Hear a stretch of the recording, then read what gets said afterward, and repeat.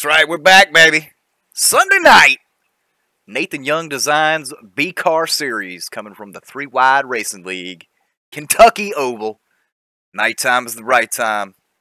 Tonight, your entertainers, if we will call them that. We got Matt Kingston.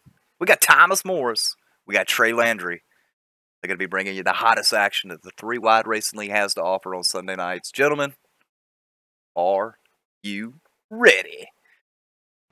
I've been called a lot of things in my life. Entertainer, probably not on the top of the list of those, but I think we're ready, Matt. Trey, ready to see some B-cars. They got a nice little 2-week break after the not-so-dramatic Talladega race that we're hoping for, but still ready to get back in action and see what we can do on this unique mile and a half. I'm ready. Gonna be great. That Blue Moon Kentucky up there gonna keep on shining all night, I think. Oh, my God. Already. Yeah, I mean, I guess we can jump right into where they left at Talladega. Surprise, I guess, Eric Mickey left with a win, which kind of stumped up the whole you can get a surprise winner here and shake up the playoff grid. It didn't really get shaken up at all. He won, and not really much movement in the points as we saw either. It's just kind of a stalemate, really. A few points gained in the back half of the field, but nothing to amount to anything. There's still a pretty big gap from about 13th on back, trying to get yourself in on points. You can still win with 4 races left, but pretty much going to have to go back there from 13th on back.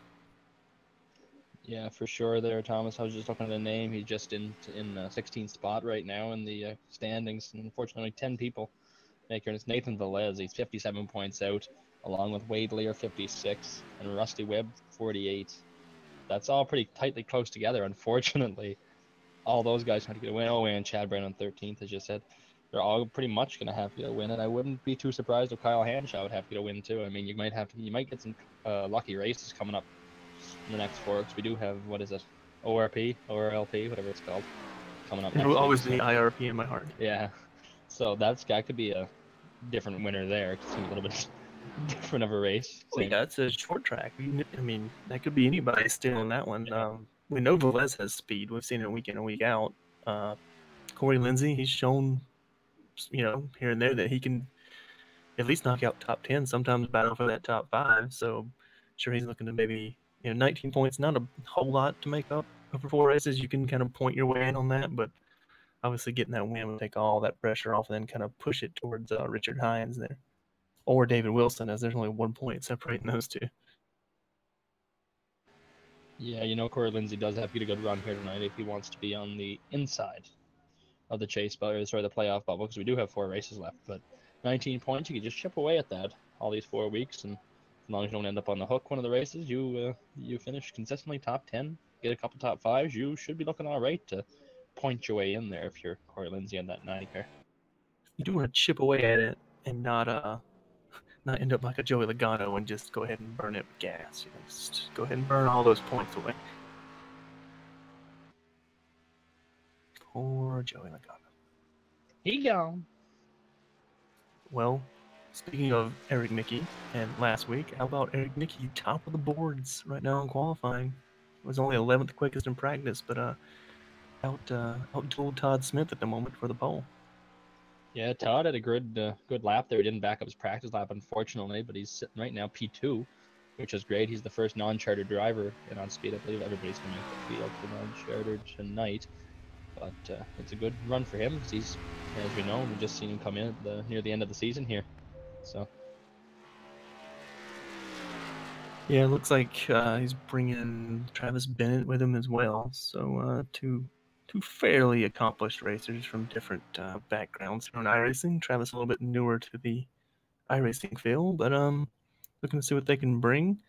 Who else we got here? Chad Brown. We're talking about him needing a good run. Currently P4. Nathan Velez in the top 10. David Wilson also in the top 10. What I'm surprised at here, Thomas and Trey, is Peter Short, qualified 10th. And even in practice, he's been off of the top of the charts by about 0.2 of a second. So maybe he's taking a little bit easy, waiting for the playoffs to start, or just lulling these guys into false pretense. No, you can't win every week. It wouldn't surprise me if he's lulling them to sleep.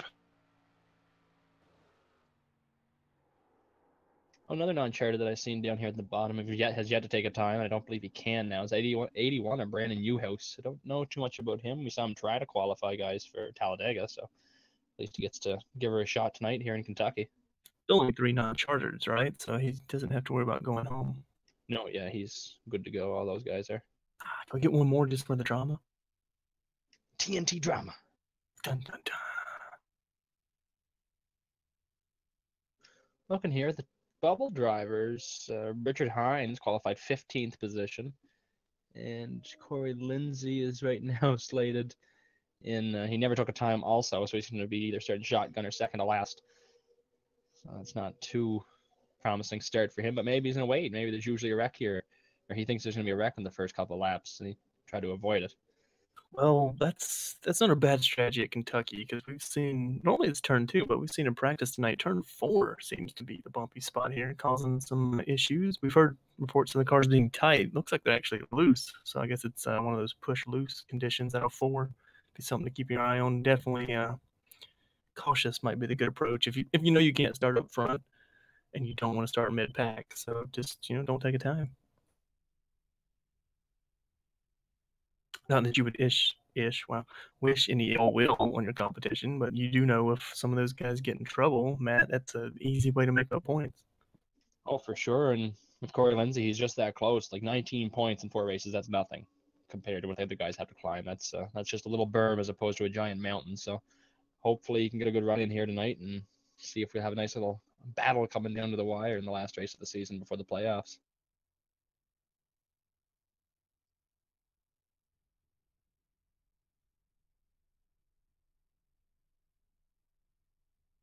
Just looking through, I was going to say, looks like Levi Zielinski, P5, was P2 in practice, so didn't quite back up that practice lap, but still solid run, only, second or third week in the league, so still doing pretty good.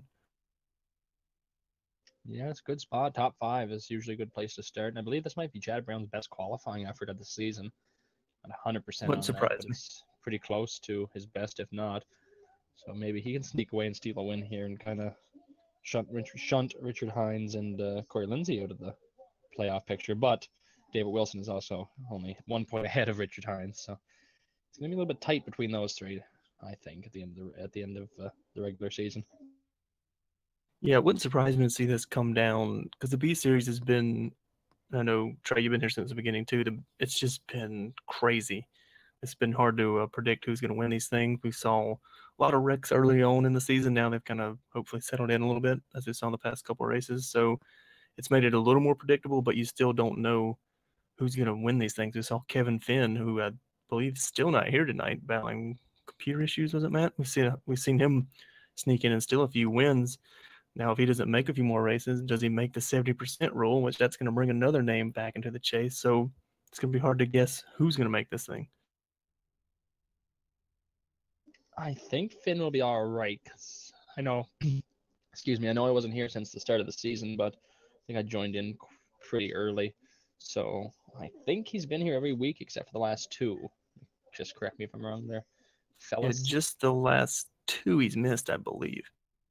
I'm not good at math, so I'm not going to touch that with a 10-foot pole, but he should be all right as long as he gets back, as long as he doesn't miss the remaining 3 races after tonight.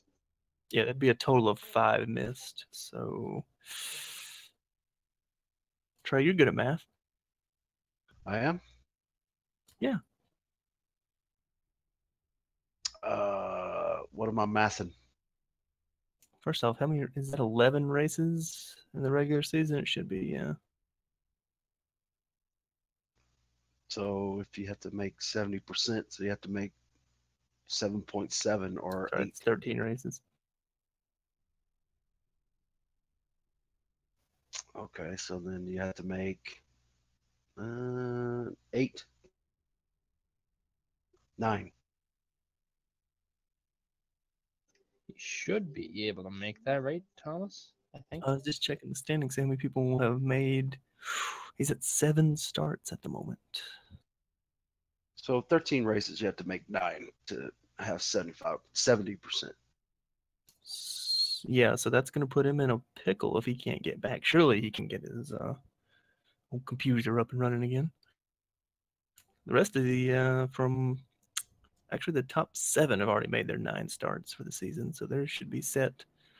Richard Lafferty, Corey Lindsey, both missing one. We know Corey kind of pops in and out with work, so it's kind of up on that. And then Kevin Finn actually up in points above people who've made 8 starts with his 2 wins, but he still only made 7 starts, along with Wade Lear and Nathan Velez. So definitely can't miss too many more there, Matt. No, that's for sure. So Velez is pretty much going to have to. No, I couldn't foresee Velez missing any more races this season, especially with how close he is in the bubble. Well, not really close, but I mean, if he's running well, he's on a hot streak, I guess, as of late. 'Cause I know he's finished well in the last 2 races or ran well. So you got to believe he's eyeing up a couple of these races. Maybe if he can grab a win and secure himself into the playoffs.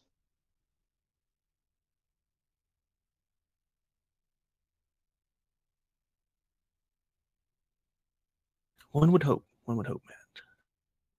But we have seen the Nathan Young Designs BCAR series bring some pretty good excitement, I guess, this season. It's been feast or famine for cautions, so we'll see what tonight brings, because Kentucky's going to be bumpy, and it's going to be hard on the tires, too, so you don't want to overcook them and might find yourself into the outside wall before long. Oh, we do have Kevin Finn in chat. You know, that thing I probably should check when I say things, Matt. He said he's waiting on his new computer to come in, so that'd be nice to see. You know, Kevin, just make sure you can get back and knock out a couple more starts to get yourself locked into this BCAR playoff. Yeah, that's gonna be a great championship battle. Say as long as Kevin Finn can make the next few races, there's some big names here that are gonna be contending for the championship. Obviously, I think Johnny Thomas, Paul Ross could be contenders. Eric Mickey, naturally. Peter Short, of course. No, Kevin what? Finn, and Tanner Sharp also showing a lot of speed. So it should be a pretty wide open battle, as long as they can keep that 33 from going to victory lane. Yeah, people forget people like Tanner Sharp, Jess Story, who won the Cup side, hasn't won here on the B side, but they've all, you know, it's from the RK Motorsports stable. They've shown speed. Tanner's even won over in this series, so can't count them out. You know, you kind of worry about how people are running throughout the season, but once you get the win, you know you're pretty much in. So you can kind of start playing around, seeing if you can do different things in the race, you know, take more chances with fuel mileage, or maybe pitting, try and drive to the field on fresh tires or something crazy like that, you know, Jimmy Johnson style. So we're not really sure what some of these guys are showing, but it'll be interesting to see once we hit the playoff scene who's still got the speed. I would put money that 33 is going to have the speed all the way through this season. Well, I mean, yeah. A gambling man, that'd be a safe bet. Of course, there could be a build or two along the way. So. Very true. Speaking of which, guys, I don't know if we mentioned this last week, but day and night transitions are now in development for iRacing. Soon. Hashtag excite, except it's going to take probably about 1.5 years to implement. But anyway, beside that fact, it's still in development. Yeah, I mean, you know, they did good with dirt, so I'll give them credit. Maybe it's going to be legit. I think it's going to take a lot to make the track kind of change depending on weather during the race, because it'll be a variation constantly of temperature, I hope. I think your HP Pavilion's also not going to run it either. So. Yeah, exactly. You're going to have to, you might have to go out there, boys, and bust out in your pocketbooks and get something that's a little bit more beefy than, say, a computer that still has Windows XP on it. Oh, God, please don't. No, do not run Windows XP, please. The security updates have been long gone. You should have been off that 2 years ago.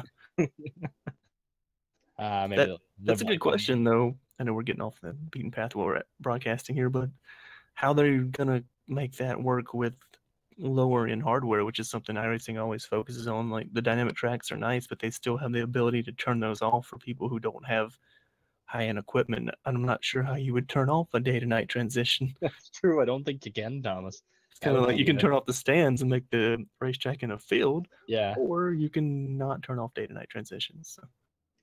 I never even thought about that. That's you know what? Eventually, you're gonna have to just fork out the money and keep up with the game.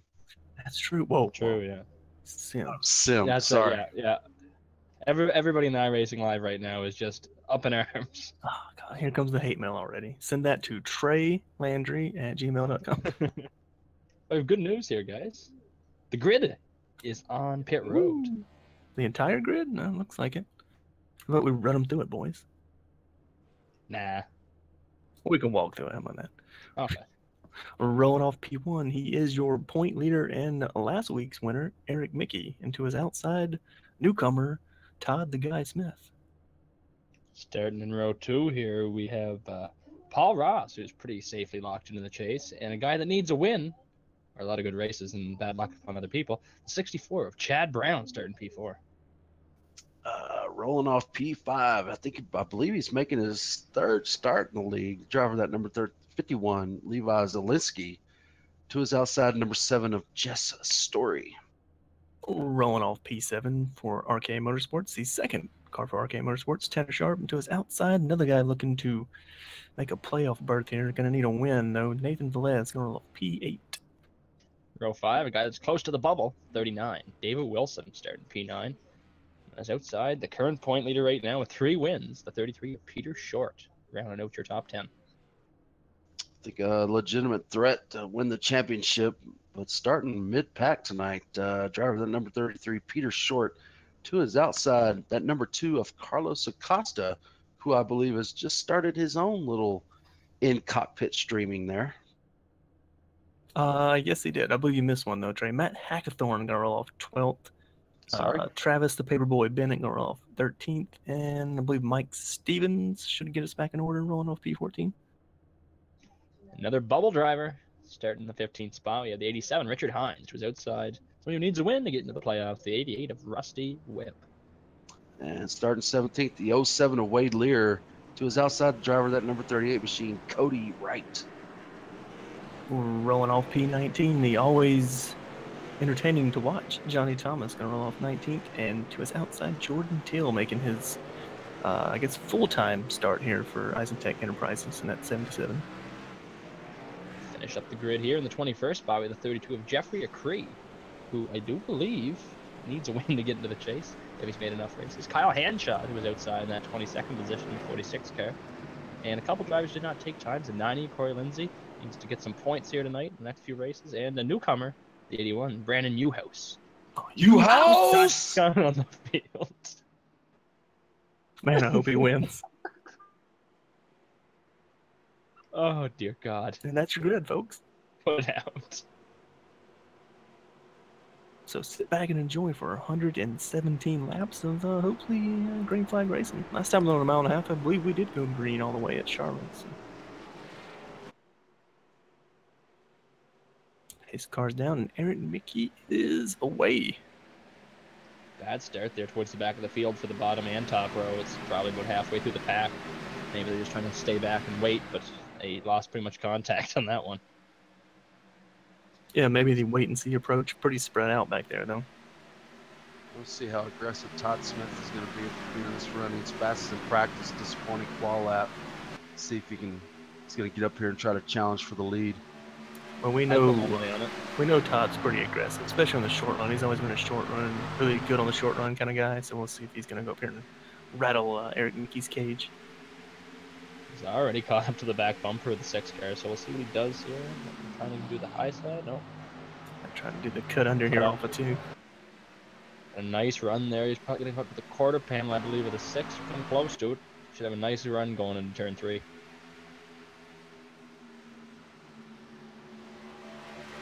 Didn't really mention in the open, but Kentucky, if you've never been on the Kentucky surface on iRacing, this is still the old Kentucky, and it is, yes, it is still bumpy. Sometimes you can use those bumps to your advantage, though, to make the car rotate, so it's something to keep an eye on. A better surface, I think, you mean, Thomas? Oh, yeah, I love this one. 10 times better than the new Kentucky. So. Repaves suck.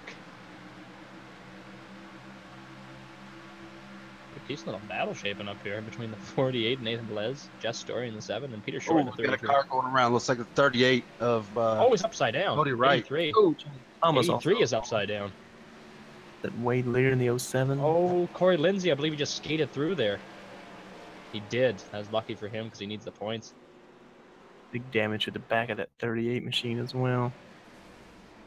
Rusty Webb looks like he hooked him going down the straightaway. It's interesting. Wade Lear, Johnny Thomas, both probably out of the race. Jeffrey Acree. Ooh, Jordan Teal. Might have just got really lucky going through there. Power slide. Made it back into the grass safely. That was okay. Was Interesting. interesting. That's why we can't have nice things, folks. I don't. That's just clearly a misjudgment because I don't see how you could. Don't see any way you got to do that. I mean, it looks like he's just trying to get back behind him, but I don't know. That was like a Casey Kane misjudgment there. Yeah, Casey trying to race him, but he didn't. I don't know, and walks away. Unfortunately, it looks like Wade Lear's probably going to be done. Johnny Thomas is going to be done. Oh yeah, Johnny Thomas was on his damaged. lid, so Yeah. Wade Lear spraying for mosquitoes, going back to pits. I think Rusty Webb never got any damage there. That was Oh, just no, kind of a, no, it was No, like it's spun him. yeah, it's like the drunk driver. He's the one that never gets injured.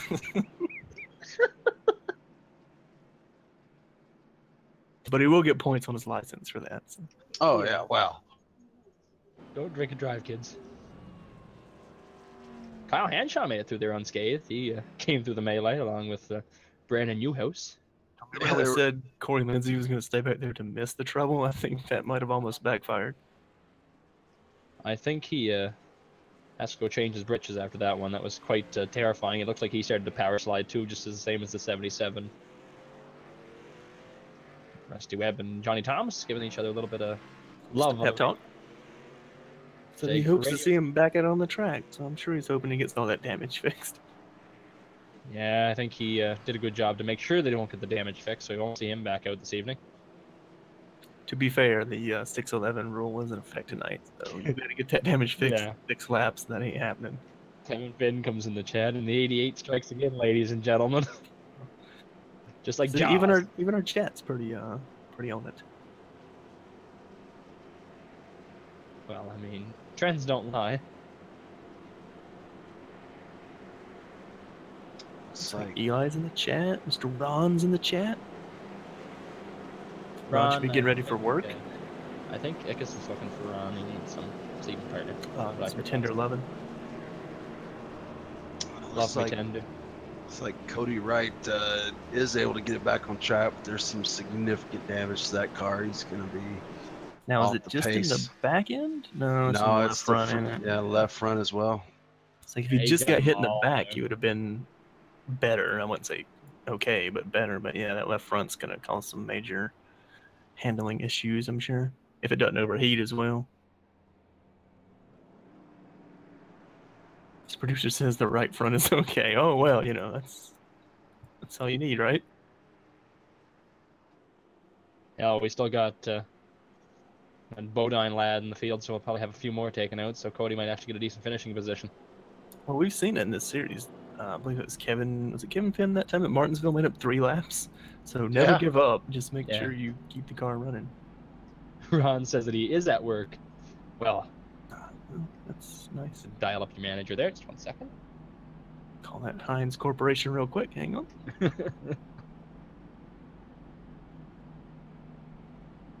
Well, we saw Todd kind of get to Eric. Didn't really do anything with him. So let's see. Might be trying to shake it out in the long run here. It's not really the normal attitude of Todd. He likes to get it, tries to get the positions while he can. Yeah, that's what I was thinking too. I don't know. It's going to be interesting here as the lights go with the pace car. We'll see what he does. So we'll like to say that looks like the back half of the field, 9th on back, did come down and pit for four freshies. I mean, but you know, it's not gonna hurt you anything, Trey. So No. 7, would they have about 5? Well, not even 4 or 5 laps on tires. I don't know how much it's gonna help, but it's not gonna hurt any. It's not like it's a repave or anything. Kevin comes in the chat there and says 3 laps down, finish second. Anything's possible, folks.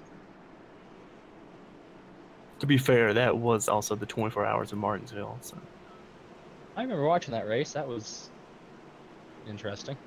I remember broadcasting it. yeah. I was glad I was not. I was having a great time on my Getting ready to phone in the call Will Vincent and ask him for some pills to keep me pepped up for these 24-hour events. I mean, I had to have an IV. Well, it was tequila. Yeah. You know, wow. Tequila with tonic, if I remember. Ugh. Jeez. All right, pace car's getting ready to make that turn again. I'm gonna hand it back over to Eric Mickey. like he's gonna go ahead and get that jump already. Oh, they're stacking up bad in the back. Wow. That was, Sure how they accomplished that. He actually went Yeah. pretty early. they started going, I guess, in the middle of the pack. Decided they weren't going to. That was a interesting little wad. But we'll see what happens with Todd Smith. See if he can make any moves up there. It's one of those things about Kentucky too. Even the start-finish line is bumpy, so if you stay out on old tires, you can actually spin the tires pretty good. Believe it or not, in these low-powered Xfinity cars. Had a good run out of 4 that time. See if he can dive down through 1 maybe.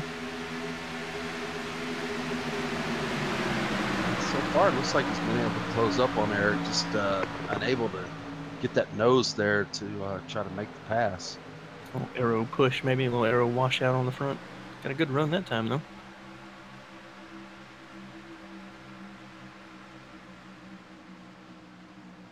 This many cars, I'll be curious to see, because of how rough it is, if you'll actually be able to move up in you, or if this is going to stay a single lane racetrack. As Todd cuts underneath Eric there on the start finish line.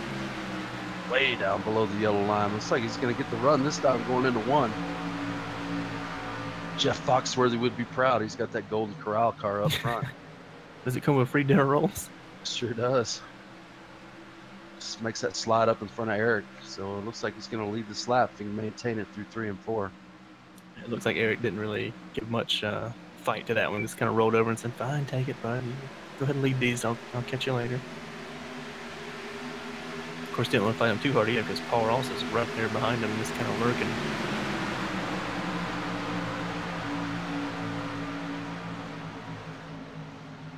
Pretty good wad here from 10th on back with Kyle Hanshaw and Jordan Teal and Mike Stevens. Jordan Teal's made quite the move. He's up to 11th place so far in that 77 machine. Yeah, I was watching Went him. He's pretty moving high there though. Yeah, he got in the marbles there, but he was moving up pretty nice. Slicing and dicing a little bit, and he made it work on the high side a few times and on the bottom side, so I'm sure he can get back up there again. He's battling Carlos Acosta right now, coming across the stripe. Ooh, gets from the wall just a touch. Yeah, a little wall contact there. Gonna allow, is that Richard Hines by as well on the bottom? Just Story looking to get by. Rusty Webb looking to tuck in. Might have another battle for the lead shaping up here. Eric Mickey back below Todd Smith, and Paul Ross is right there. Is that kind of like Chelsea Manning tuck in? I'll leave that to the viewer as Paul Ross looking to go around the outside with Todd Smith here. Not gonna work that lap, I don't think. Nope, almost got a piece of the wall, looks like. Whew, that was close. Well, it's good to know that my broadcast curse is still active and alive. Talk about Jordan Teal and how well he's doing, and he's dropped 6 spots. I'd be surprised if he didn't drop a cylinder already. Oh, and Eric Mickey drops below Todd Smith. Looks like he's going to be able to complete the pass going into the corner here. Nope, Todd buried her in there. Never mind. Put up the track. That should give Eric a good run, though. Still got a battle between Mike Stevens and Nathan Velez here, side by side off of turn 2. It's like Velez finally going to clear him, going to open the door for Carlos Acosta, maybe. Yeah, he's going to stick it in there in 3. Meanwhile, Rusty Webb tagging along there, trying to get underneath Jeff Story. Smith lost a couple of possessions there between Eric Mickey and Paul Ross. He's going to stay back in the 3rd place. Eric Mickey takes back the lead. Kind of the gamble you take there, isn't it, Matt? You go to battle for the lead and end up losing a couple spots. Something that I'm really impressed with right now, though, Travis Bennett, newcomer there in that 65. He's trying to roll up on the back of these guys. He's in 4th position right now. He started 13th too, Matt, so he's made up a lot of spots. Let's see if those arms are going to hold up, though, Trey. Right? It's like Paul Ross got a little sideways there, so we'll let Todd Smith get around him.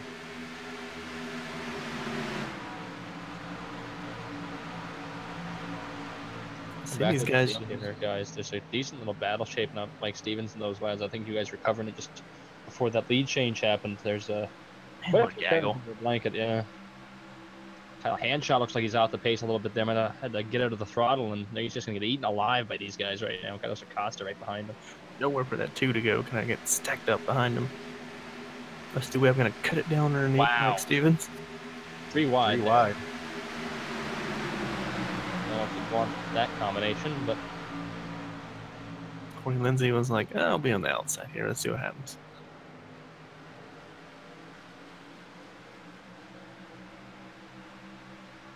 Still pretty calm at the moment. Everyone's cars look pretty planted so far.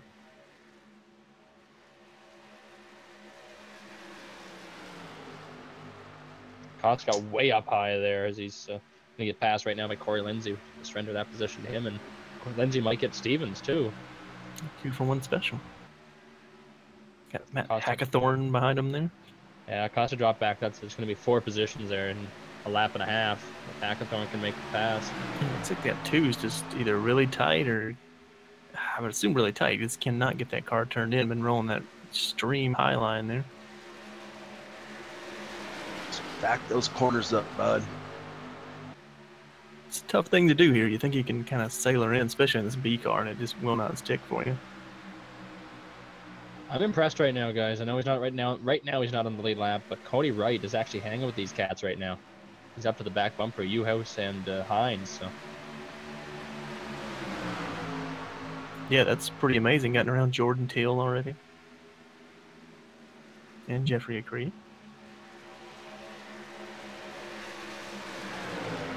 Maybe she's not as hard as we thought there, boys. I'm curious to see the damage, how much damage that car had. It's probably in the minutes. yeah, for sure. Or And it's, just or an it's the update. iRacing glitch. It's like 2 seconds. Yeah, exactly. And the update on the 83 and the 07, they are currently out of the race. It's a DNF for both of them. Position 23rd and 24th. So we go 3 wide down the back stretch. Oh, gonna cut back to 2 wide. There's Mike Stevens. Tucks back in behind Hackathorn. Close battle there, just in front of them with Kyle Hanshaw and Carlos Acosta. Also, this is where all the action is right now.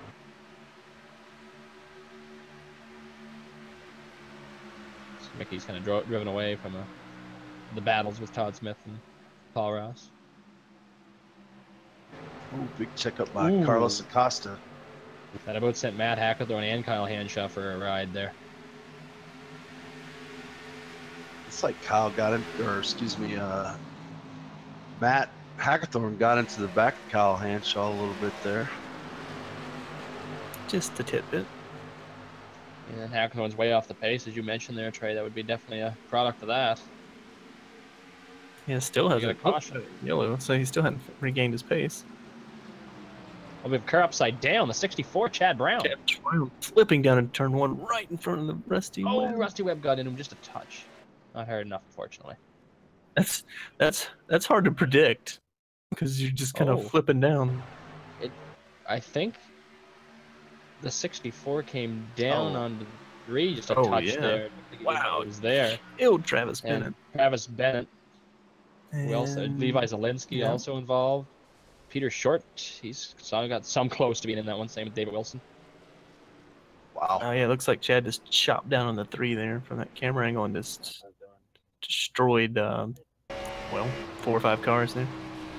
Yeah, there's a couple hard lefts there. And nothing Chad could do because you can't tow out of the car when it has to stop moving first. Yeah.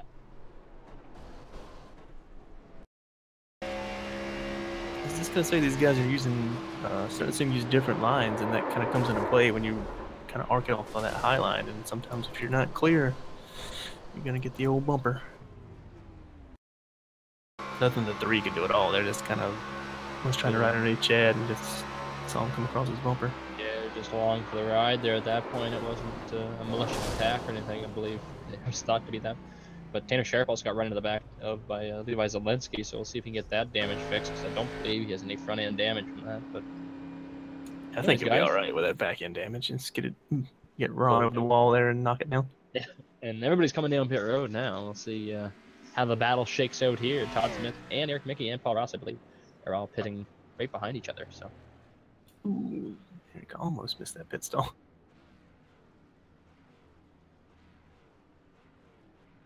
Yeah, that's well, everyone's gonna pit here. It was 24 laps. That's enough on the tires to make sure you get him. Looks like the 3 did not get much of his damage fixed, as he's already down and away. it's gonna be P3. Peter Short also moves up into the top 5 there off the pit road. Paul Ross He loses actually his beat spot. Paul also. Yeah. David Wilson, nice pit stops. P6 there. Nathan Velez, we mentioned earlier, needs to get a win. P7 off pit road. Carlos Acosta breaks into the top 10 that way too. Corey Lindsay has stayed out also, I believe, unless that didn't cycle.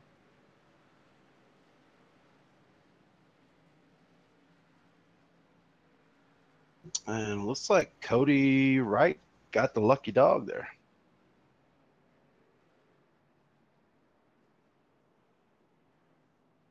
Believe he should be. Corey Lindsay is protesting his position. He said you're speeding. There's no way. That's some of the trickery you can play with the old iRacing timing there. Kentucky normally grabs a couple people because I believe they have the cones out further than you anticipate. Oh, Chad Brown. Chad. Oh, I don't know if you guys can see that. good old Chad Brown. Well, that's going to hurt his chase chances there, Matt. I believe he came in 46 out, so Yeah, definitely going to put you in a must-win situation. that's unfortunate too, because he had a great chance to snag a win tonight. But Really, that's kind of, we're just knocking them off one at a time here. Wade Lear, Chad Brown,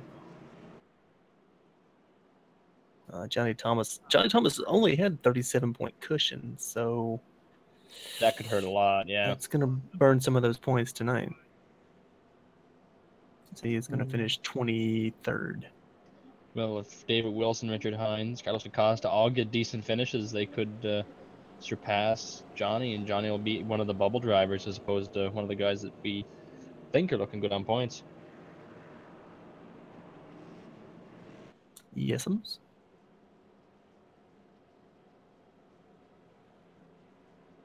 Looks like Eric Mickey, I believe, said he's going to take the outside on this restart. That's interesting. Don't say that too often.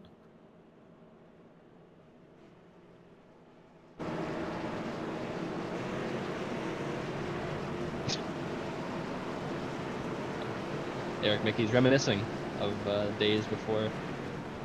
Of racing and grand larceny, apparently. Yes. Unlike this league actually pays out your champions and winners well throughout the season, so there's something. Yes'ms, that's something. But anyways, guys, lights are out in pace car. Eric Mickey has taken the high side for this restart.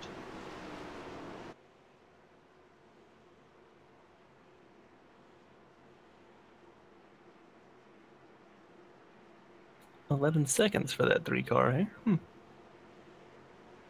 Not too shabby. I want to get that fixed either. Yeah, no kidding.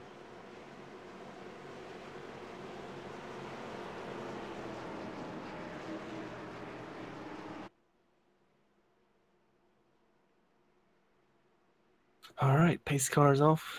As we said, Eric Mickey going to restart from the outside lane. Going to bring Paul Ross with him. Nice start for our leader there. Good Rest of jump. the field on the high side, not so much. I think Paul Ross got the memo and no one else did. Looks like Todd actually spun his tires a little bit. Not sure how you do that. That's because there's those bumps right there as you come to green. The car kind of jumps up and down right before you get to the start-finish line. Tight race in there right now to Corey Lindsay, Carlos Acosta, and Nathan Velez as it breaks up just a touch now. But Lindsay's putting Velez under fire right now as he overcomes the 2-car. Yeah, Corey Lindsay started shotgun on the field. He's currently running 8, so slow march through the field for him so far. He's had a good race. Slow and methodical as he's seen cars, with 2 cars that flipped in front of him. So.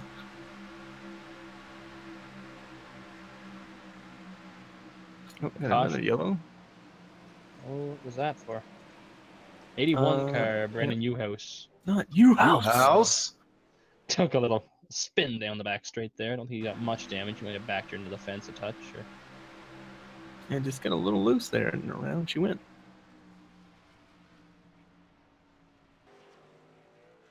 Now that's typical Kentucky wreck. Yeah. I remember a time when I used to race. I spun like a top coming down that backstretch. I remember a time when they wrecked off of turn 2, and I went under the wreck. Tony Stewart, like, jeez, you're doing good. It's pretty amazing to then just do another restart and get caught up in someone else's wreck. So. Larry. No, not Larry. It was the man who shall not be named. Ah, Hmm. But he has a goat. Oh, pockets are lined also.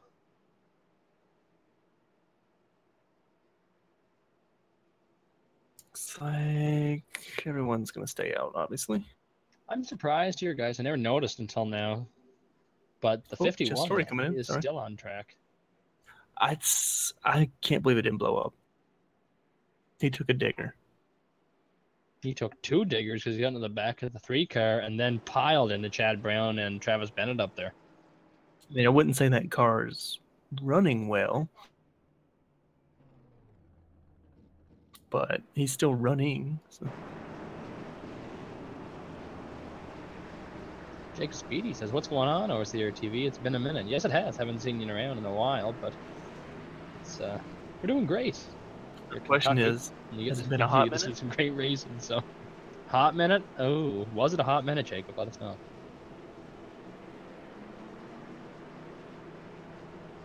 I don't even know what that means. People here decided they wanted to do the Legends Oval, I think. I saw it in the schedule. We may as well just do it now, eh? We might as well.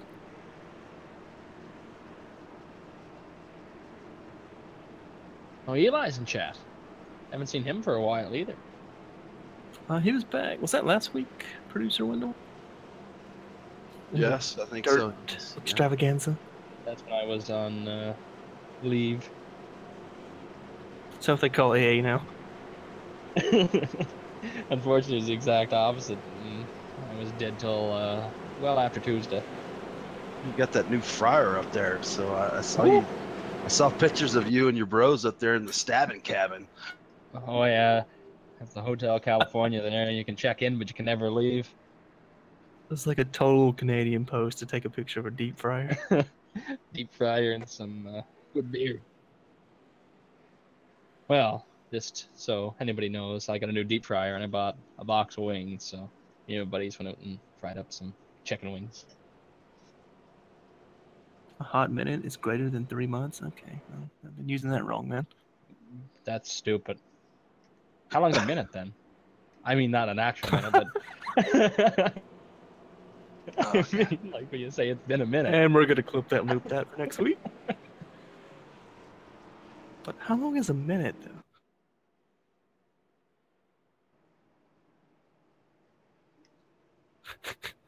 Well, you could always Fortnite it, so. Yeah, it's been over a fortnight for Jacob. 6 weeks, he said in chat. Wow. Hackathorn is doing some strange stuff here. To be fair, though, he's been gone 6 weeks, but he's only missed like 1 B race because they've had that much time off. Yeah, really.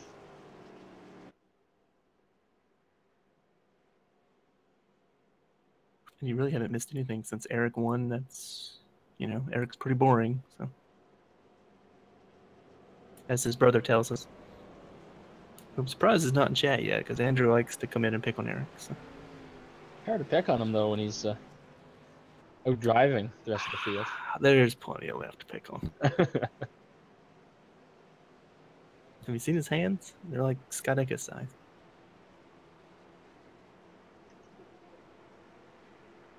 Hey, good news. The lights are off on the pace car. I don't believe a fortnight is 7 days. Is it, Thomas? That was 2 weeks. I thought it was over 2 weeks.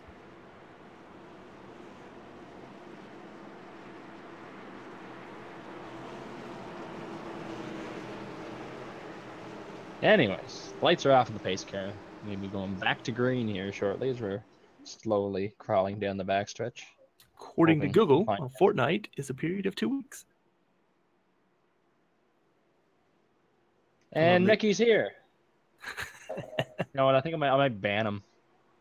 I'll put him in user timeout. What should I do? Let him be. He'll get himself in trouble. Yeah, get his van stuck in the middle of a. Speaking of dirt trouble, field. we got Bert headed down pit lane. You're going to hand it back over to Eric, who took the high side once again. See if he can get the big jump he got last time. Did you say Bert? Back to green. Better jump this time for Todd Smith. He's right there. A good jump for Paul Ross too, as well. Yeah, I would think I would want to be on the inside. Wouldn't you, Trey? Going through 1 and 2, maybe get that better run, unless that guy's just going to pinch you. The high side just seems to be. I mean, it's great once you get going, but it's too much for these Xfinity cars. You got to get them wound up first. Well, I will say Eric's made it work twice. Well, he is the leader, though. Yeah, well. That NASCAR jump. And Truex Jr. didn't get that tonight. Well, you'll have that every now and then from a Toyota driver. I was looking back, I was just about to mention Matt Hackler making his way through the field, but he and Nathan Velez almost came together there off of the turn, so he's just trying to regroup and get his momentum back. He's now catching Carlos past him. And that's had a quiet night, which I think he enjoys. Not. Oh, Todd Smith. around. Right middle of the pack. Wow. Oh, we might have got clipped right there.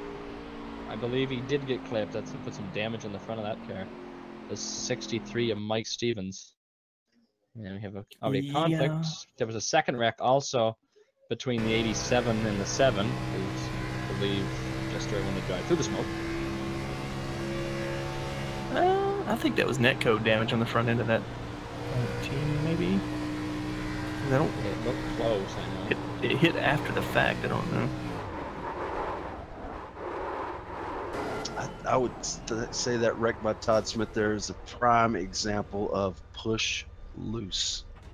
Yeah, and he did cross that seam there too, Trey. I don't know if that does anything on this track, but I know on other tracks it's can make a mess. And I do believe that David Wilson made contact with the side of that 19 machine. Oh yeah, there were sparks that came off of that. Yeah, that was a Ooh. definite contact there. The playoff driver. You might be right on the other one though, Thomas. That might be netcode. We'll see. Looks like everybody's coming down except for Eric and Tanner Sharp. Ooh, they'll be left out to Interesting. dry. Although they've only done not even 2 green flag laps. Heat cycles, my brother. Heat cycles. Heat cycles, please. Oh God. This tire's harder than granite, so I'm not sure. I mean, I know the Just Story and Richard Hines thing happened there, but that was just an accordion effect. I'm not sure what he was complaining about. That's what I mean. You see a wreck in front of you, I instinctively get on the brakes. I mean, to be honest, when is Just Story not complaining? I mean, Richard was against the wall, so you had 3.5 miles below him to go below him. Okay, that's for another story. Yeah, the 87 was up against the wall, like you said, Thomas. I believe there was a car that was inside, so unfortunate for both of them to get caught up after the fact in the wreck, but stuff happens. That's what happens when the second place guy spins out in front of the field. Yep. Oh, Todd's still on pit lane, I believe. I'd be surprised if he didn't have. That's a pretty good hit on the left side. I'm surprised he didn't have a couple minutes, maybe. Yeah, and if that damage on the front end does count, he may have a rough evening ahead. That's the.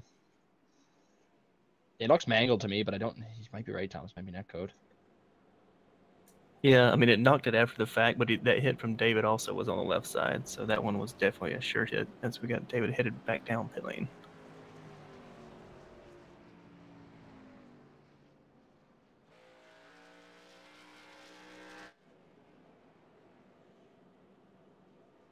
Yeah, Todd did come over the radio there and said it just kept sliding and sliding, and then all of a sudden those wheels, those front tires, they hook. Yeah, that's one of the things of Kentucky. He was really low on the track, like you mentioned, Matt. Kind of came across that seam up, and once you hit the seam and the bumps, once it starts sliding the car, that's pretty much it. Game over. Well, we do have an expert in the chat, so hopefully they can chime in and help us here. Oh, which one is that? Chuck? No, not Chuck. I haven't seen Chuck actually tonight. What? He just chimed in. Oh, there he is. Sorry. No, I would listen to Chuck. Just put that out there. He's knows what he's doing. I don't care what set they run these B cars, just still the spawn of Satan. Yeah. put the best setup in the world in these heaps of swill, and you can still be the worst car I've ever driven. And no, that's not knocking iRacing. That's knocking the car in The general. car itself, yeah.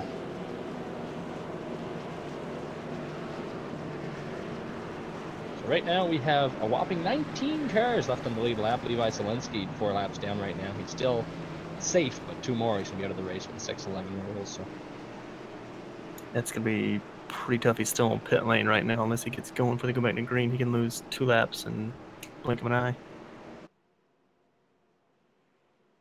Or in about, what, 40, what's that, 40 seconds a lap roughly? So about 80 seconds. A fortnight? Quicker than that. I would hope so. A hot minute? Even quicker than that. Probably like a prom night special. Ooh. And done. Ah! Sorry. And life changes forever. And you realize that you screwed up. Speaking of screwing up, let's see if we can not screw up on this restart and get some green flag laps in again, boys. You got Rusty Webb and Corey Wow. Lindsay up in the top 5.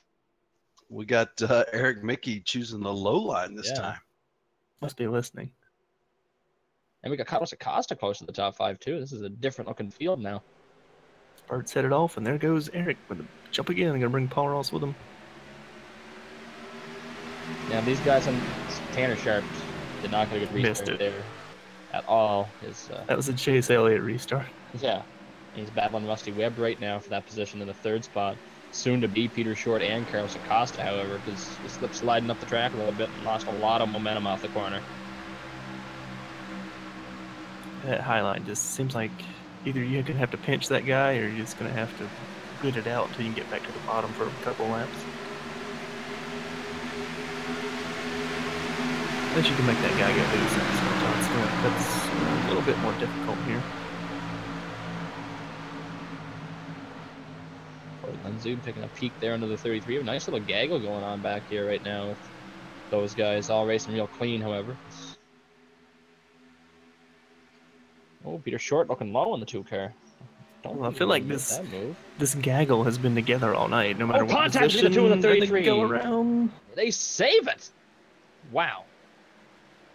What a save. Wow. That'd be a heck of a replay from the 38 car. I was just on the chase camera of that. That'd be a pretty awesome replay. I'm trying to produce here. All right, editor. Sorry. Yeah, that is It's incredible. a rare mistake you see from Peter Short there. I was skipping through there and I saw the 33 slowly sliding up. I thought something might happen. Yeah, Yeah, it's I mean- kind of top to bottom. Well, bottom to top. Yeah. Ooh, a nice battle for the lead shaping up there right now. Eric Mickey, Paul Ross duking her out through the turns. 1 and 2, I believe. Yeah, side by side. And Rusty Webb back there, just past Tanner Sharp. He's up in the 3rd position. Taking no prisoners. Gosh, Got into the yellow. big wreck too, unless it was just something going on. Ooh, The ball 81 bounced is it again. the same spot too. That one killed her. Yeah, You that was a hard house! lick there. Well, it's a bombshell car. It was the last time it entered, so it's one for the factory for bombshell there. It's definitely a bombshell now. 51 has exceeded the 6:11 rule, and he's being parked now for the remainder of the race. He couldn't have realized that he was over the 6 laps. Yep, and that did score Paul Ross as your leader. That's Interesting. interesting. Some of those NASCAR scoring loops, or Yeah, I guess so. I believe. But I saw yeah, he Tom was- McCaution. Just ahead, I think. Oh, okay. How about Rusty Webb? He's actually rebounded here after his early mistrials, turbulence, up to 3rd place right now, and we'll see. I figure Eric Mickey is coming down. Rusty Webb might follow. I wouldn't. He's going to.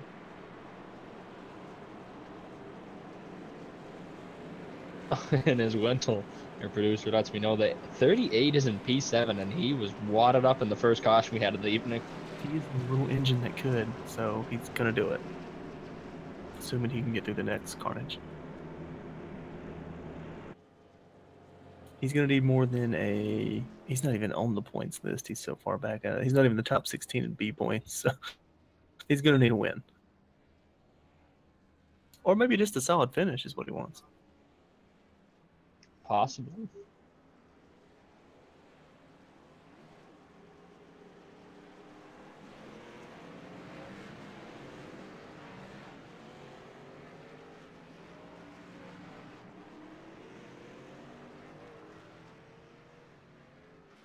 Andrew Mickey using our hashtags in this chat, that's going to earn you a timeout. Yeah, let's get rid of him. Those are saved for endurance races only. What's that? Our hashtags, hashtag raw speed, hashtag no talent, Oh, hashtag real Americans. I was going to start to do that.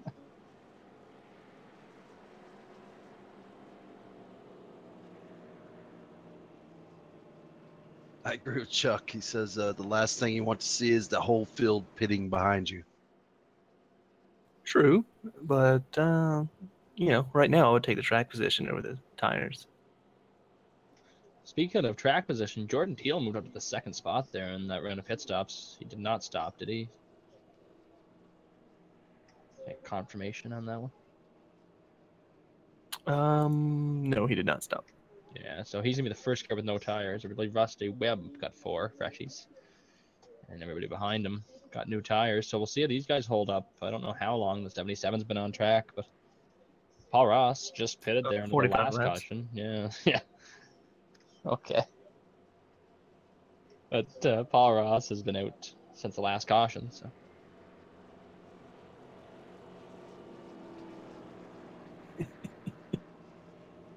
I had to, Matt. You just left the door open. They have been green. What were they? 1, 2, 3. They were only on the track for 4 laps last time. So. And then I'm not sure who pitted this cycle before that, but still, you're not talking many green flag laps. No, yeah, exactly. And as we sit right now, we have 18 cars in the lead lap with House going out. You house! Look at the list here. Tanner Sharp has a nice run going. Corey Lindsay needs a good run to get over the 87, which he has made up a lot of points as it sits now, but still a lot of laps left, guys, so anything can happen.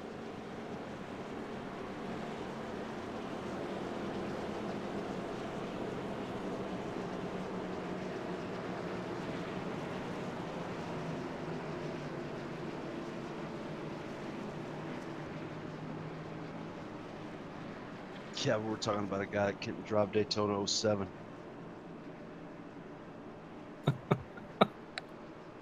Got him! Anyway, the lights are off, folks. Thank God.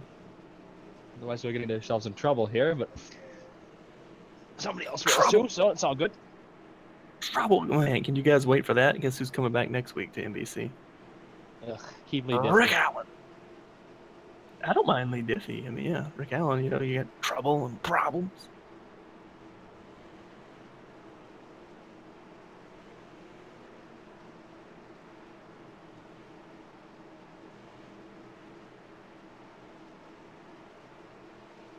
Well, we'll see if Eric Mickey can keep himself out of trouble. I believe this is the furthest he's been back all night. So.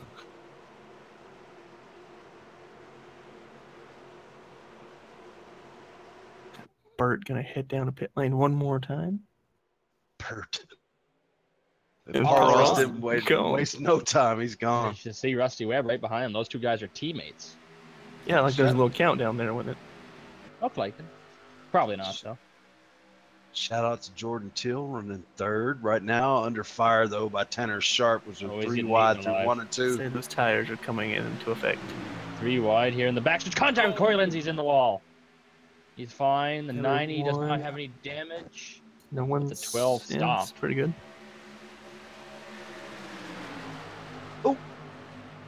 Contact there puts, believe, Mike Stevens in the wall. Yeah, you're right on that one. Yep. Hemorrhaging bad there. Fell from 14th to 17th. Yeah, Last between Richard Hines there and put him hard in the wall.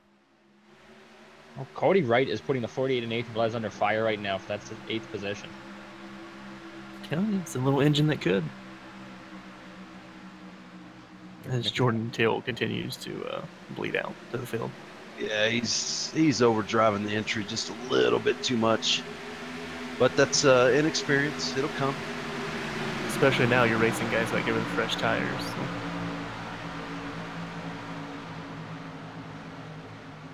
So Got Peter Corey Short. Lindsay, Peter Short. Yeah. Corey looking to take that 5th spot away from Peter there. Great run by that 90 car tonight. It's kind of kept his nose clean all night. Started shotgun on the field. It's been slowly and methodically making his way up to the front, looking now to crack into the top 5. Like I said, need to chip away at those points. The best way to do that is knock off some top 5s here. That's right. It's like Corey's looking at him. Eric was trying to make a move on Tanner. Thought better of it, though. Rusty Webb right up there in the back bumper for that 18. I don't think he's led a lap all season in the Nathan Young Designs V-Car Series. Let's see if he can get by that 18 and try to get a lap led.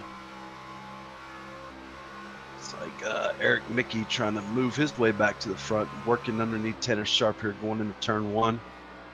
I want to up you on that one, Matt. He only has one top 10 this season, so looking to get his first top 5. Yeah. Eric looks like he's going to maybe clear Tanner into 3 here. A housekeeping note there. The 81 Brandon Uhouse done for the night. U-House! I hope he comes back. Good battle right now, though, between Eric Mickey and Tanner Sharp for the 3rd spot there. They're not letting either one go, so side by side. No, I thought he would have cleared him last time. He just couldn't quite do it. They're letting Peter Short and into this battle, so they might want to hurry up and get this thing sorted. If you're Eric on the bottom, you're like, come on, bro. Come on, just let me go. And he gets him cleared there now. So a little insight into tomorrow night's race. Chuck Sweeting, our resident expert in chat, said the setup for tomorrow night is tight, so saving the rack front will be key. I've heard that the setup tonight is pretty tight as well, Chuck, so yeah, I can just imagine tomorrow. Yeah, that'll be a fun one to watch. See a little more horsepower, a little better aero package maybe in the Cup cars. A little less downforce, let them slide around a little bit more. Oh shit! Watch out, boys. We got George Gibbs Jr. in the chat. What's up, buddy? Welcome back. Ain't seen you in a while, George. That's been a fortnight. That's been a hot minute times a fortnight.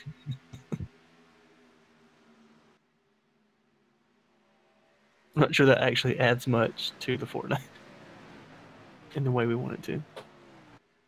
Apparently, that's like 14 times 6 months divided by Canada. It equals about the same. Yeah, which is a lot. Which is useless, right? Yeah. Pretty Guys, much. Tanner Sharp's in Bleeding out. trouble there right now. He's on the high side, kind of just waving him by. Yeah, he kind of got past there, and he just hasn't been able to get back in his rhythm. I wonder if that 11 seconds of damage is actually more than that. Peter Short just drifted all of 3 and 4 there. Oh, Corey Lindsay got a mega run there. Yeah, big run. He got in the grass a little bit with the sound of it there. Passing the grass. He gets it done going into turn 1. Boy, wouldn't that be something? The guy let you go and you went and stuffed it in the grass. Peter gets a huge run out of 2s. We're almost 3 wide from the lead up there. Good lord, there, yeah. Paul Ross, Eric Mickey, and Rusty Webb all under a blanket. I'm really surprised at 88. He's kept right on the back bumper of that 18. Don't normally see that, you know. Paul Ross has been pretty consistent here in the B series. So.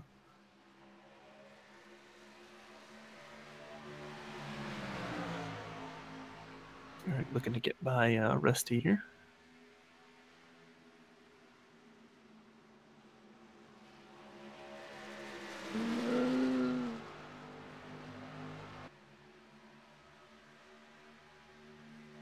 Still hanging up there on him. Should have him clear maybe in 1.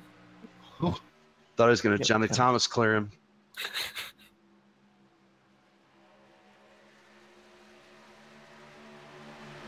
Mickey is all over the back bump of the 18s to try to make the move down here in the backstretch. That car just like it hooked the center and just drove off underneath that 18. He's straddling that seam perfectly there. Maybe he'll get a good nice run up off. It's still going to be side by side coming across the stripe here.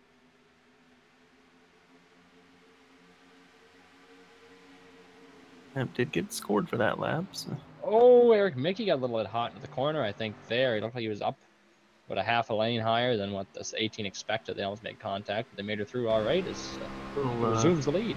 Schumacher move there, going a little bit higher than the guy was expecting.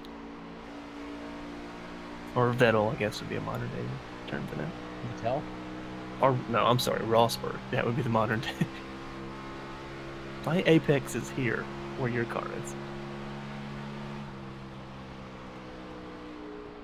Boys, we saw Corey Lindsey get around Peter Short, and he is motored away from Peter Short. He's actually one of the faster cars on track, so he's going to be knocking on the door of that podium finish. Yeah, he needs the points. Him, as well as Rusty Webb, looking right now to pick up some pretty good points over Richard Hines, because he's currently 11th. David Wilson in 12th. So those guys are, what, 1 point apart in the points, Matt? And there they are 1 position apart. So. Yeah, exactly. Kind of how it goes, I guess. But it's like you end up running around the people. I don't know. It's weird.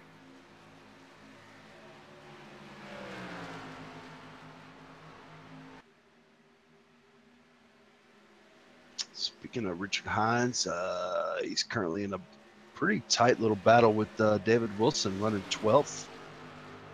Kyle Hanshaw's lurking back there in 13th. Battle on the track right now with Carlos Acosta and Cody Wright for 9th and 10th. Yeah, like we said, that 38, I'm sure he's getting some of that damage fixed throughout the night, but he's hanging in there and got that car still in the top 10. Ooh, it looks like Mike Stevens got loose off of turn 2 back there. way to get that car pointed back in the right direction. That could have been deadly as he just scraped the wall and almost nosed her into the inside barrier. Just kind of caught that at the corner of my eye there on the camera, and I was like, who is that? Oh, that's Mike Stevens. Well, Tanner Sharp seems like he's got his car going back in the right direction as he's putting the 12 car Matt Hackathorn under fire for that 6th position. We ain't talked about him. We ain't talked about him too much either. That driver, that number 48, Nathan Velez, has done a good job avoiding the damage tonight, and he's currently running 8th, looking to take a spot away from that 12 car and the 3 car. Yeah, maybe looking to take 2 spots there if he can get around him. Yeah. The driver needs the points. Actually, needs more than a top 5. They're looking to needs at least a solid podium these next 3 weeks to even make a dent in it. Speaking of dents, well, there's no good segue from that. Peter Short cutting his way through the field there, got around Rusty Webb. Looking to set sights on Paul Ross, as Corey Lindsey has already gotten around Paul Ross. That puts Lindsey up in P2 there, and he's not too terribly far away from Eric Mick. He's a second, almost a second and a half, but he might be able to cut into that lead a little bit now that he has the halfway fresh air in front of him. Yeah, looking to see how these laps shake out there to get the fresh air as Peter Short cuts underneath Paul Ross.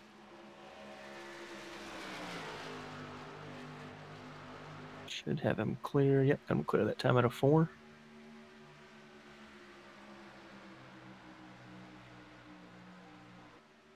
And Eric ran a 50 to Corey's 59, so not terrible, you know, within the ballpark of each other.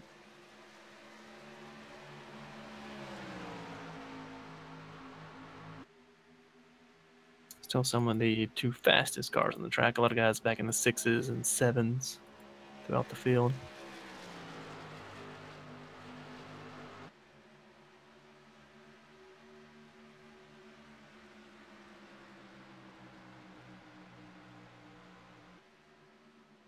That's pretty consistent from the leader there, a 503 to a 501.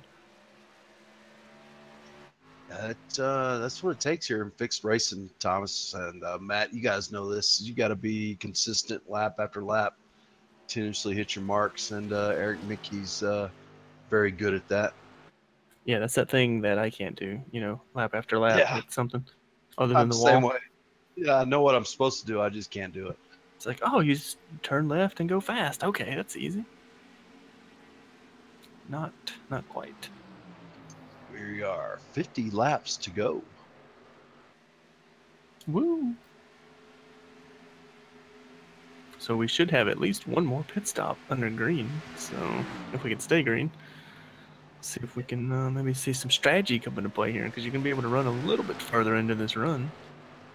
Looking here, Rusty Webb's kind of fallen back now. He might be looking for the saving grace of pit road as Nathan Velez gets by him and Tanner Sharp have made the move that lap.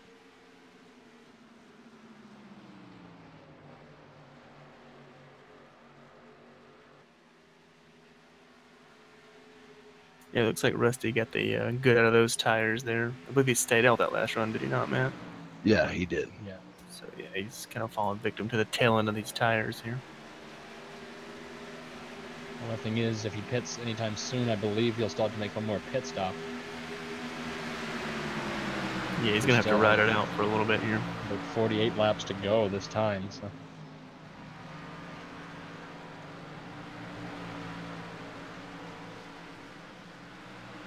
Tires are starting to fall off already, though. It's just in the matter of the laps. I looked at Eric, he went from a 5 to a 7, so it's 2/10 in a couple of laps already.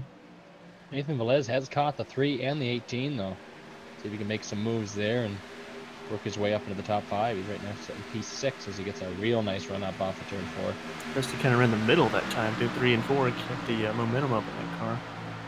Tanner Sharp utilizing the apron there, which is legal here in these mile-and-a-half tracks. It's bumpy, but it's legal.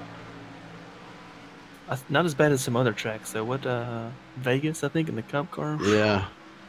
Man, you do not want to straddle that joker. Boy, Nathan Velez, he's just kind of like a stick stuck in the mud, man. He's got nowhere to go.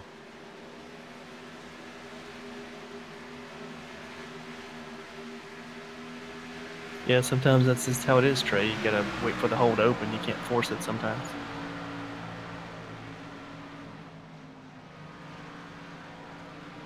Looking right now, lap 72 of 117. So we're starting to get into the green flag runs now. We see it sometimes week in and week out. How we have to get a couple cautions, get these guys calmed down, and then we can get into the long green flag runs just to see where everybody shakes out on these older tires. Well, it's no different than the real NASCAR races. This is kind of like the normal part of a middle NASCAR race. You know, like at the end they normally throw the fake cautions, but here you don't really get those in iRacing. So it's just kind of where it blends in. You've had enough rack out. You've got yourself sorted. This is where you're going to see who's got one on the long run. Yeah, unfortunately we don't have, and fortunately, sorry, we don't have Sean Sadler here to throw debris caution for Daytona. Hashtag never forget. Oh, well, for our Mike Stevens fans, we can tell him he has gone behind the wall, so he's done for the day. I believe it's electrical. I believe it was mechanical. As in the left front dog cover. Or radiator.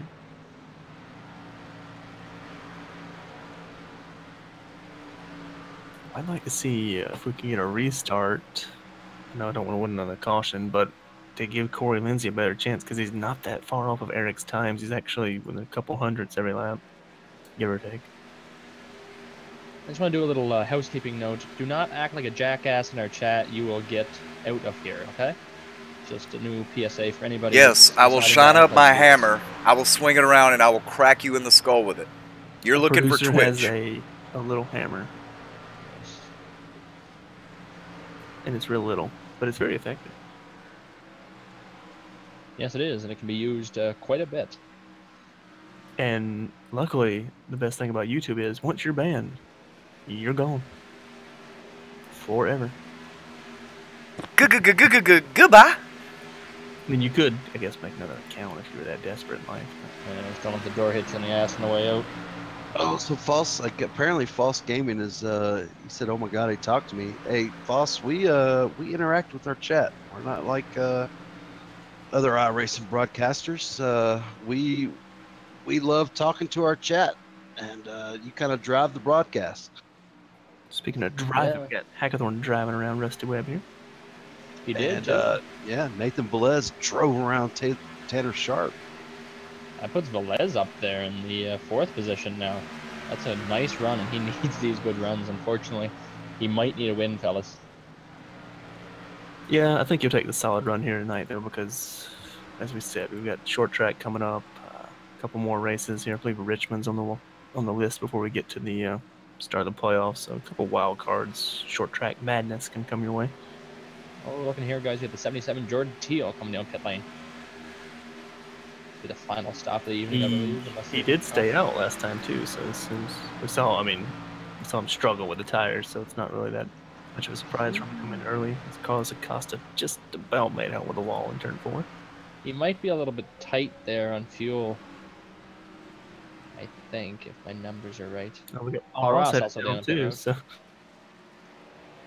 if you're 88's tight, coming down also. these are all the guys that stayed out last time too, though. Even Mr. Webb.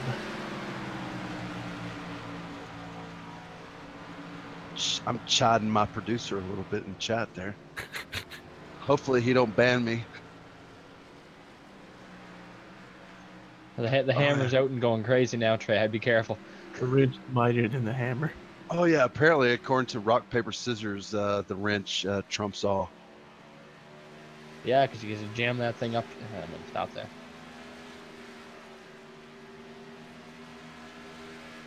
Oh, Corey Lindsay coming down pit lane, and as the official in-race reminds us, you cannot blend until the backstretch after turn 2. So I'm gonna watch that. It's gonna be pretty tight too, because I know that wall juts out quite a little bit, doesn't it, Thomas?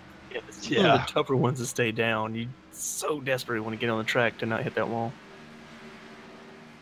Plus, I haven't raced here on the new dynamic model, but I'm sure it's a little dusty down there. So. Yeah, a little dirt in the tires before you get it up to speed, and when they're cold, that'll make a perfect disaster. Rusty Webb Joining back on track, yeah. That was actually a good exit for him. He seemed to get shot out of a cannon. Yeah, he made up a little bit of time there because he's only probably 3 seconds behind Paul Ross and those guys. Got Peter Short headed to pit lane in his box. Carlos Acosta coming down. He's got the hand frantically waving out the window net there. Like our leader, Hackathorn. Eric Mickey coming down pit road as well. Nathan Velez surrounding the second position to come down to get serviced. He might have been close to the speed limit on that one, guys. I want to watch Carlos's VR or whatever he's doing because I honestly could see him waving his hand out the window. I know, I could too.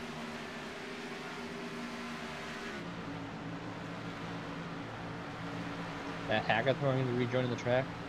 Kyle Hanshaw way off the pace up here. I don't know. I think he missed pit lane last time. Now, Peter did get out in front of Corey Lindsay already in these cycle of pit stops, so that's one change. Eric Mickey now leaving his box, see if he can regain the lead after the cycles through. Close. It was a good, clean stop by him. It's just going to be a matter of being able to merge back onto this track here. Gonna be close with Peter Short there. And Corey Lindsay, they're all right there. It's going to be a real close battle. He should have it, but it was gonna be it'd be about the same it was when they came in. It was just under what, 2 seconds, I believe.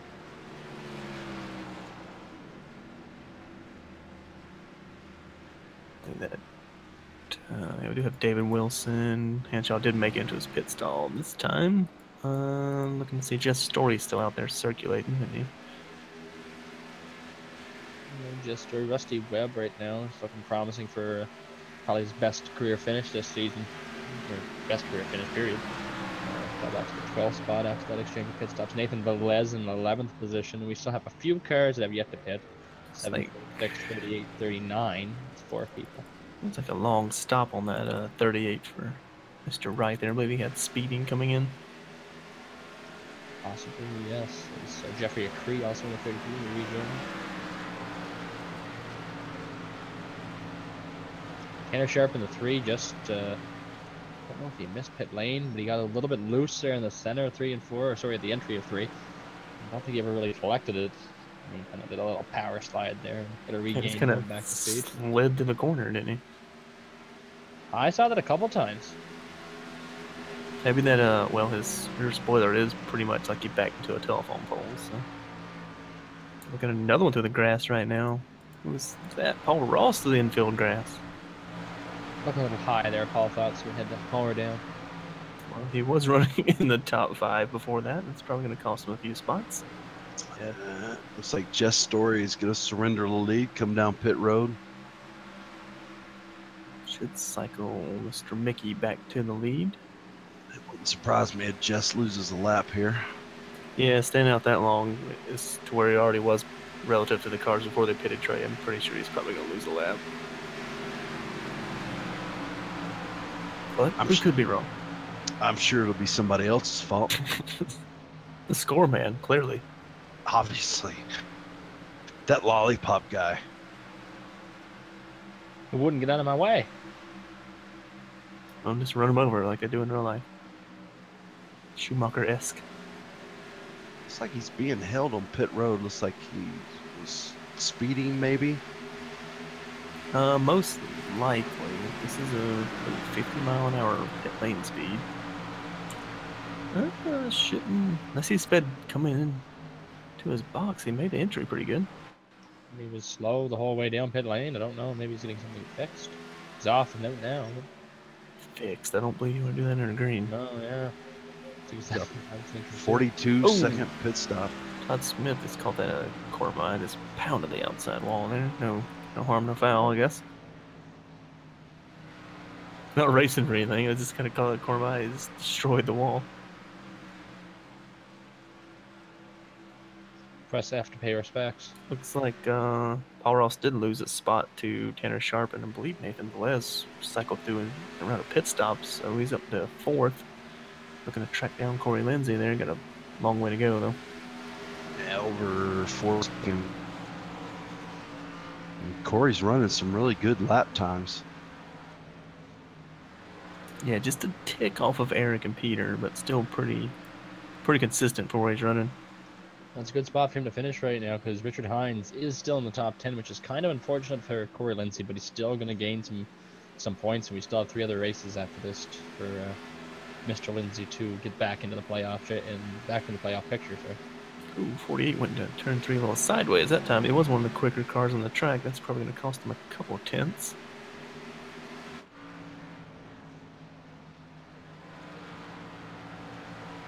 Chuck saying don't count out Peter Short. No, Chuck, you can never count out Peter as long as the car is still on track. Yeah, I seen him flipping a dirt race and he still won the damn thing. Or sorry, came second in the thing. So. I tell you what, though, Eric Mickey, he's something else in these B cars. He seems to have a knack for it. He's got the golden horseshoe this year, definitely. He's just been consistent, lucky in a lot of things, but I mean, luck is, I guess, only part of it. When you put your car in the right spot at the right time anyway, you kind of make your own luck. Some of the plate races missed the big wrecks a couple weeks ago and worked with, I believe it was Corey Bunch at the right time, and he was in the right spot for that win. So definitely going to be a contender. I know Peter Short was one of the guys on the top of the list, but I believe Eric's going to be right there with him. Little double duel there.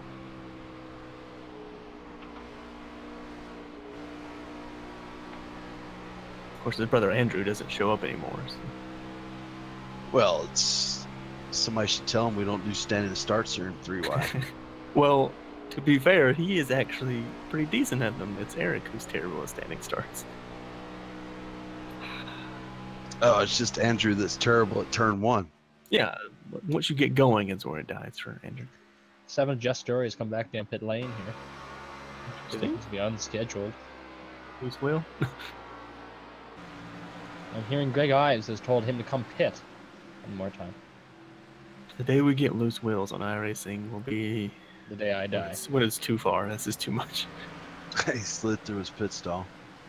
Todd Smith also down and out too. Yeah, I believe that was from hitting the wall. I would say that's 7. That was probably speeding, exiting. That's Just Story is parked. Yeah. Oh, contact at 39 got into the 3. He's doing a little slide. He's gonna have it saved though. Woo!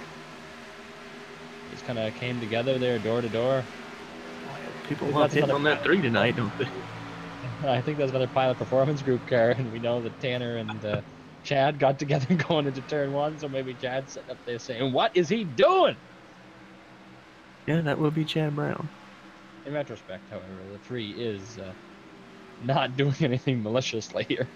No, I think he's keep just, getting why do I hit. keep hitting 4X's? He's still catching Rusty Webb, so that, or sorry, Rusty Webb just passed him and he's still on the back bumper, so it didn't hurt too much.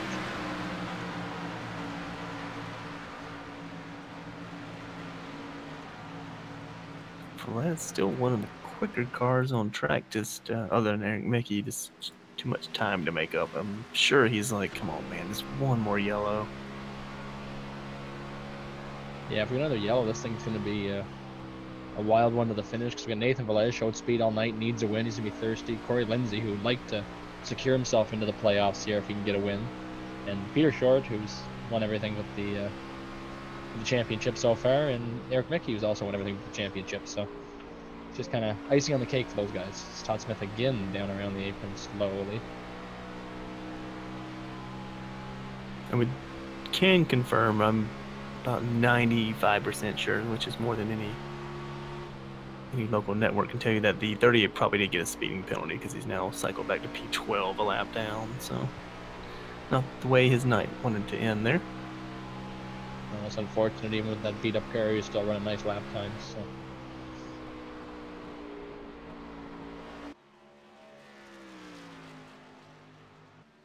Still a solid run going though for Matt Hackathorn. Don't want to jinx him too much here, but in the top 10, looking to put some solid runs together after a, as he claimed, a miserable start to the year. Don't look now, guys. Peter Short has gnawed into Mickey's lead by a couple of tenths 2 laps ago. Never mind. It's opened back up to the same gap it was earlier. Just managing the gap, TNT drama.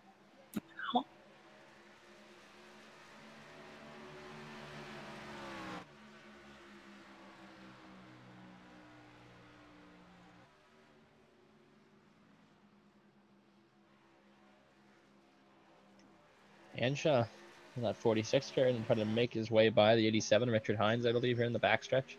Gets the run, looking down low. You know that Corey Lindsay wants to see Richard Hines go back as far as possible tonight so he can gain some more points. The 19's pulled his car behind the wall. As Kyle Hanshaw completes the pass there. Boy, that 87 has been up on both corners in the rear end. I know, I saw that. Holy cow. Surprised that thing is staying straight, has probably no downforce in it. Ooh, almost caught the wall there. Nice run there on Kyle Hanshaw. Looked like Hanshaw to jump out of the throttle, and Eric Mickey's coming to try to lap the two lads. Which it is going to be done. The 87 now, 1 lap down, and Kyle Hanshaw fixing to also be a lap down. 2 for 1 special there. Yeah, and we're working now 17 laps to go in this event. Andrew Mickey says he'll be back eventually. I say no. Pretty big shoes to fill, but Corey Bunch got in that car and dominated Thompson, so no worries there, Andrew. Maybe you should put Kurt in the car. I see Kurt's in chat. He might give it a good spin. Yeah, but you got to put the taxi cab paint scheme on it. That's true. It's making the rounds. Kurt's cab will pick you up. There's a funny story that they were gonna, if they got wrecked in the Nürburgring race, they were gonna pull over to the wrecked cars and see if they need any assistance. Oh God! Apparently, they should have done that during the Le Mans race when the top split protested. Yeah, we could have picked up a couple fares there. Well, he was picking up the fares last week. Took him all the way to Victory Lane. Yeah. Place where Eric Mickey wants to be tonight as he stretched that lead on Peter Short by 0.6 there since last time I checked in there, Matt. And about 2.5 seconds. And that's American Yeah, 60. all but set sail. Yeah. Paul Ross has recovered nicely from that trip to the infield grass, still back in the top 5, so didn't kill him. I mean, he could have ended his night by jumping the Legends Oval there. We've seen that happen a few times. Who doesn't like to do some monster trucking? Not in a B car.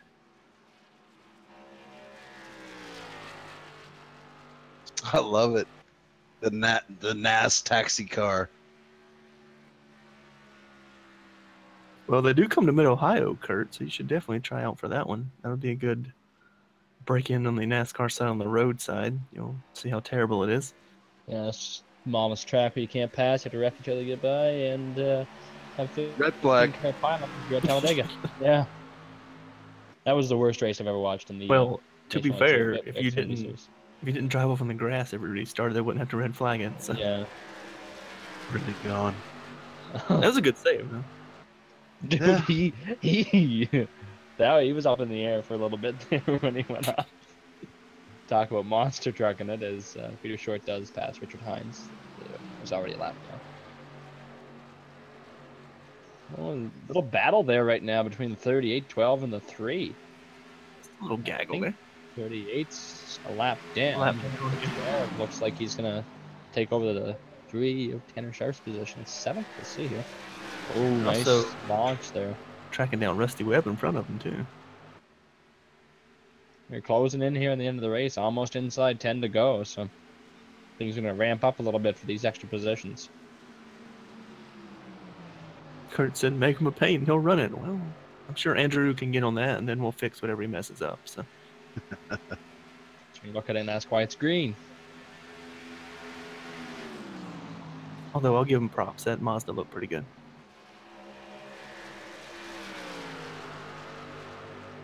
Matt Hackathorn not able to make that pass, as you said there, Matt. Actually, awesome time there. They're still trying to inch the way in on Rusty Webb here. Better hurry, they're running out of laps, though. Yeah, they are. It's going to be 10 to go next time by. I think Velez is also going to run out of laps. He's slowly reeled in Corey Lindsay, though. Yeah, and I'll see. It's some real good laps compared to Lindsay's. It's going to be an uphill battle with a little chance of success. There's only 0.2 of a second that last time by, so.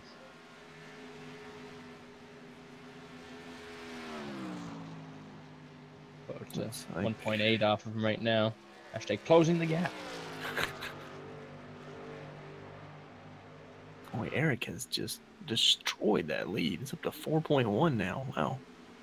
Maybe we're saving some. Peter Short not running that bad lap times. 32.13 last time to Becky's flat. So, I mean, it's only about a 10th quicker, but a 10th quicker over an extended period of time, that'll just kind of Will that grow your lead, Matt? just a little bit, inch by inch by inch. Kurt, you're my new hero. I love you, Kurt. Oh. We're done. Yes, they do, Kurt. Yes, they do. Yeah. Yeah. That's it. Cut the stream. We're done. See ya. Someone write that down so we can ask Eric if he wins this race in victory lane about that. And we have a loyal fan who wants to know his glove size. I'll have to put that one back in the notebook for after. Meanwhile, the 3 has called the 88, which is allowing the 12 to also catch back up to the 3. So this is your battle for 6th, 7th, 6th and And 7th. Yeah, Tanner Sharp looks low. Kind of can't quite make it stick. Rusty Webb working that high side pretty good so far. That's what we've seen as a trend this evening, Trey, was if you got in lower, it seems like the high side normally prevails. I found anyway, maybe way off the mark. We usually are. We're no Apex boner. He's dead to me. Ooh, Rusty Webb, I said I want to get high, not that high. It looks like he's up there in the loose stuff. We lose a lot of time there. Allow Tanner to get the run at a 4. We set him into 1 here. Gonna cut across the old apron. And Hackathorn caught up to them like a pissed off grizzly bear there. Hacking into that lead a little bit. I feel like they haven't been punny enough tonight, guys. Oh, I've just been grumpy. Mittens not rub your belly. Oh, Kevin Fince's debris turn 4. Put it out, guys. Put it out. That's not debris. It's just Eric's gloves. They fell off. Jeez. Yeah. Or his Trump sticker. One of the two. Oh man, I'd love to go to wherever Eric lives and put a Trump sticker on his car. I think that'd just be hilarious. I mean, it'd only increase the value. So.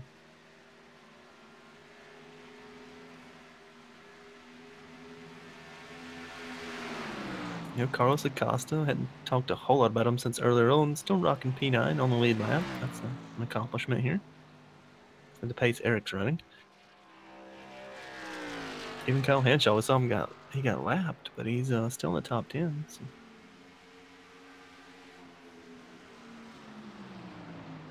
Yeah, it's crazy the pace that Eric Mickey has set tonight. Right now, he's going to be kind of closing in on Carlos Acosta. He's probably not going to get there, however. Well, I said he wouldn't have enough laps, but he's there. Nathan Velez is there on Corey Lindsay. Wow, he is too.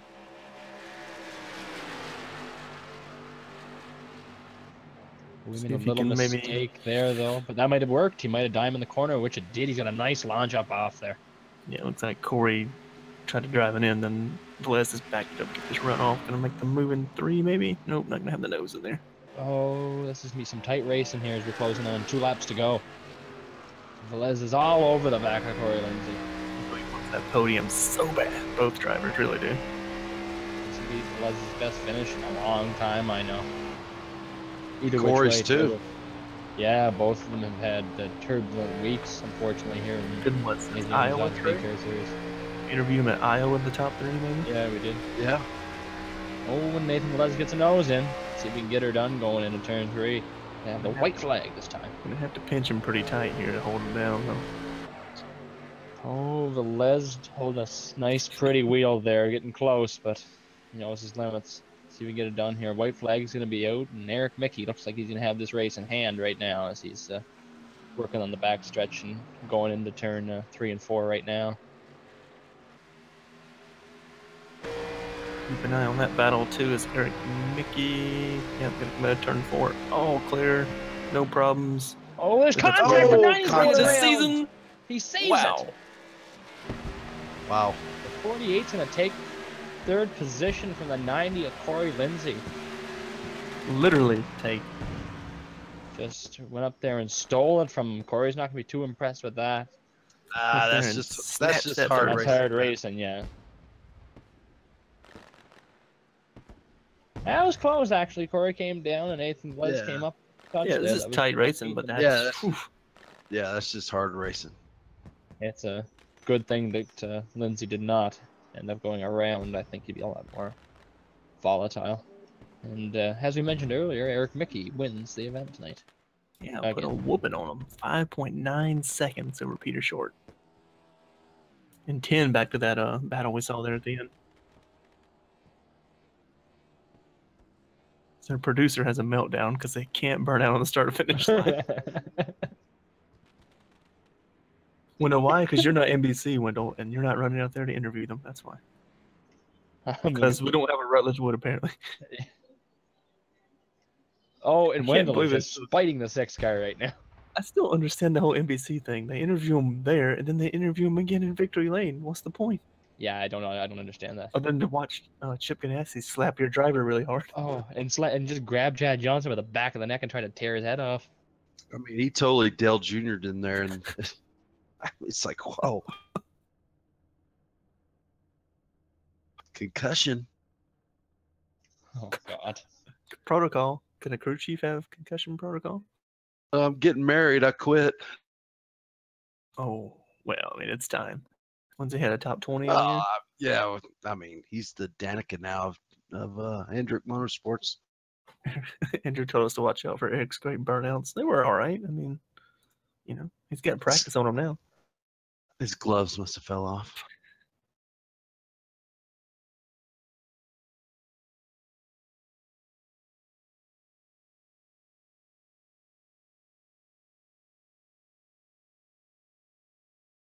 Those gloves don't have to fall off, Trey. They can just magically slide right off those tiny hands. Well, Matt, that was entertaining. You know, a little more cautions than I thought we'd see after seeing how well we went at Charlotte, but still managed to get some good runs in there and some green flag stops to kind of shake out the field there. Without a doubt, I think we went green from there's lap 46 on or 47 on. So that's a good way to end off the night here. Yeah, good points day, as we said, for Velez and Corey Lindsay. Even Paul Ross stacked up some points. It's going to be a rough day for Johnny Thomas, though. Going to eat into that point lead he had there. Yeah, he's going to lose a lot of points on that one for sure. I'm looking for Nathan Velez, but I don't see him. He may not be on here yet. He normally doesn't. I think he's one of those late guys to TeamSpeak. All right, well, we know Peter Short's good for 20 minutes, so I'll go grab him. All right, I got him, guys. He qualified 10th, managed to bring it home second. Not a flashy run. Peter, you managed to avoid trouble, avoided the wrecks, the incidents, some good pit stops. Brought you home second place tonight. Tell us about your race, bud. I think I needed 4 different pairs of underwear tonight. I gotta say sorry to Carlos. I got into him I didn't help his race, didn't help my race either. But really good save by him to keep it from spinning, and I did my best to try and stay off of him, and it just got tight, pushed up into him. But yeah, avoiding those 2 wrecks. I think the second one that I avoided, the first one was 2 or 3 car pile up in turn 1, but the second one I avoided, was a 50-50 shot, duck low, stay high, up off the corner. I guessed right, and that gave me some good track position. I'm not gonna lie, those accidents did help get me up there, but I don't think I had quite enough rear brake in the car tonight. It felt like the stock brake bias was a little bit too far forward for saving the right front, because you really couldn't turn the car off the right rear like I would need to save my right front. And eventually my car just pushed. I think I also got a little bit of damage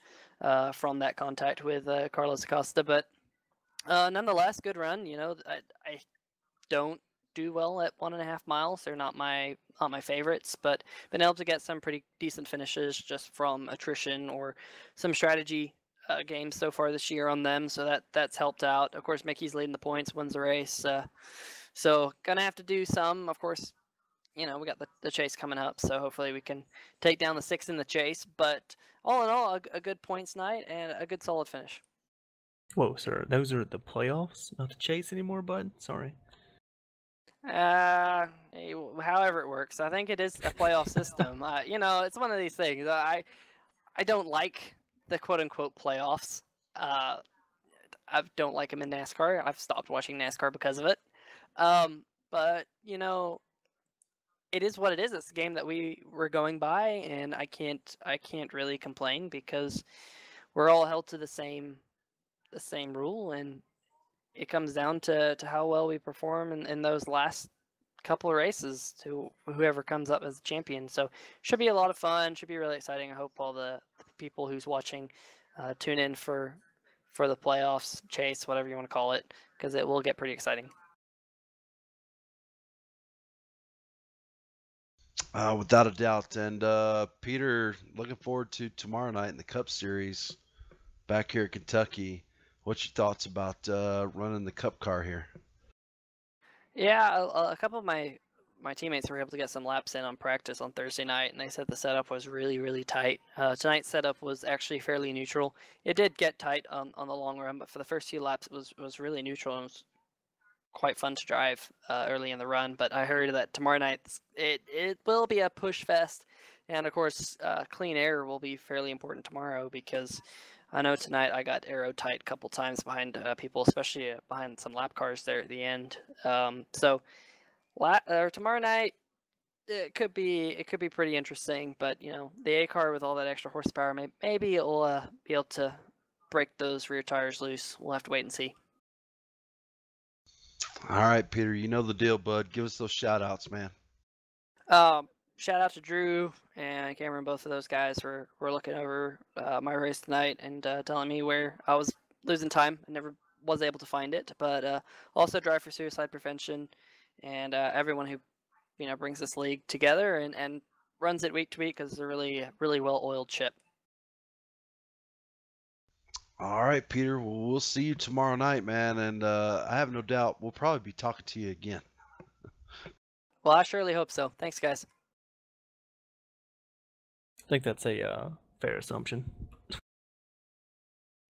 All right, guys. We ain't talked to Nathan in a while, man. He started 8th, solid qualifying effort. I think he was in the top 10 most of the night tonight. Brought that number 48 machine home 3rd. Nathan, you're currently quite a ways out from the playoffs, but I know bringing it home 3rd tonight definitely helps the cause a little bit. You finished ahead of some other bubble, actually all the bubble drivers, as the 2 that finished in front of you are locked in. But great race tonight. Tell us about your race and about your chances of making the playoffs. Good evening, guys. It was a little iffy there at first. I didn't think, with all the cautions early on, I didn't have that that early speed. I had to wait till my tires kind of kicked in and everybody else's dropped off before I started catching people. So I was just trying to keep it clean and keep my car in good shape. And I was still trying to find the line, but I'm happy with the 3rd. I don't know exactly what happened with Corey at the end there. I was trying to look at the replay, and from my perspective, it's hard to see, but it was a good race, especially after lap 37 or so, where we actually had a green flag stop. So I thought it was a good race. Yeah, we kind of saw that with the end with you and Corey. We just kind of caught it down to a hard race, and you guys were battling hard for that 3rd, and it's kind of got together there. But let's we noticed you were, like you said, you kind of saved your tires a little bit. We noticed, but all night you were kind of one of the guys that got going once the race got going. Is that something you work on maybe earlier than we can practice, or just something you naturally come accustomed to just let the car come in and then you find your pace? I usually take it easy first few laps. I find a lot of people like to go out really hard early on and kind of burn the tires up. That's a good strat if you have caution after caution, but if you're going to have long green flag runs like we did tonight, then that kind of backfires. So that's usually what I like to do. I didn't practice actually this week. I didn't get a chance, but that is usually my strategy in almost every race. The only time I run hard is in the last few laps. If there's a caution, then you kind of have no choice. But if there's long green flag laps, and that's kind of what I bank on, I like to take it easy going, or early going, and then kind of bring it on at the end.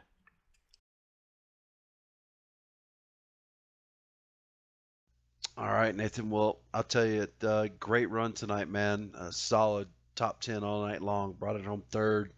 It's nice to get a chance to talk to you again, bud.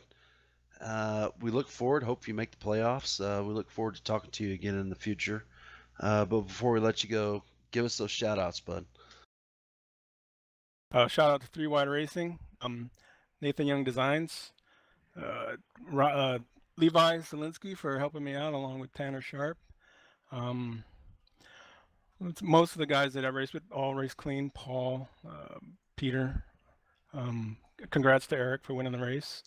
And then congrats to a shout out to you guys. I'll tell you, every time I get one to work, that's the first thing I do. I have office. Nobody can see what I'm doing. But unfortunately, after this week, that'll come to an end because I start a new job at the government, so I won't be able to do that. Sadly, I'll have to wait till I get home. Oh, it's a government job. You have plenty of time. Boo, government. Well, I'll be on 9 months probation, so for 9 months I gotta try to keep it clean. Yeah, there we go. All right, man. Well, you keep it clean at work. You kept it clean on track tonight, man. Solid run, top 3. It's a pleasure talking to you again, Nathan. Look forward to talking to you again in the future. You as well. I hope so. You guys have a good night.